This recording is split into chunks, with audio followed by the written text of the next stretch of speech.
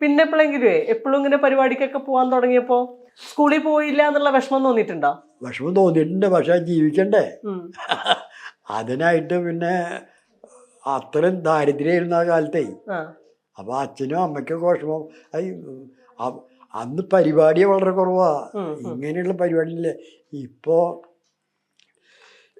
വാദ്യക്കാർക്ക് അത്ര പരിപാടി എന്നറിയോ, ഇരിക്കാൻ ഒഴിവില്ല. ആദ്യം കിട്ടിയ പൈസ എത്രയാന്ന് ഓർമ്മയുണ്ടോ? ആദ്യം കിട്ടിയ പൈസ ഓർമ്മയുണ്ട്. എത്രയാ? തൃശ്ശൂർ പൂരത്തിന് ആദ്യം കിട്ടിയ എനിക്ക് 1 രൂപയാണ് കിട്ടിയിട്ടുള്ളത്. അത് ശരി. പിന്നെ 50 കൊല്ലം കഴിഞ്ഞിട്ട് ഞാൻ പോകുന്നല്ലോ, അപ്പൊ എനിക്ക് 4700 രൂപയായി തൃശ്ശൂർ പൂരത്തിന്. പിന്നെ വലിയ കണക്കൊന്നും വയ്ക്കാറില്ല. അല്ല, അത് ഞാൻ ഇപ്പോഴും ആ 1 രൂപ എടുത്തു വെച്ചിട്ടുണ്ട്. അന്ന് കിട്ടിയ 2 രൂപ. അന്ന് കൊമ്പ് വായിക്കുന്ന ആൾക്കാർക്കാണോ എല്ലാവർക്കും ഇതേ ശമ്പളം തന്നെയാണോ കിട്ടിയത്? അതും അതിന്റെ പല സ്ഥാനവും കാര്യങ്ങളും സീനിയറൊക്കെ ആയിട്ട് വരുമ്പോ എനിക്ക് ഉണ്ടാവും, അതുകൊണ്ട് ഒരേ കണക്കല്ല.